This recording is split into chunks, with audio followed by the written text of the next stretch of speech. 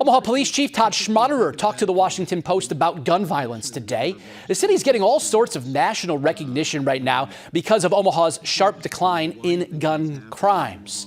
Omaha has seen a steady decline over the past 15 years, especially the last 11 years since Schmaderer became chief. When asked if AR-style rifles should be banned, he said it would actually help law enforcement, but it certainly depends on other criteria. And the one thing that I always say is, Chief, when you want to look at gun laws, don't expect immediate success or immediate failure.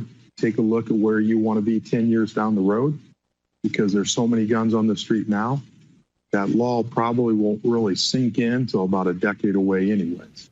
He added assault rifles on the streets add danger to officers responding to calls. Schmaderer says the political spectrum in different cities is a major tick in where and when gun bans will happen.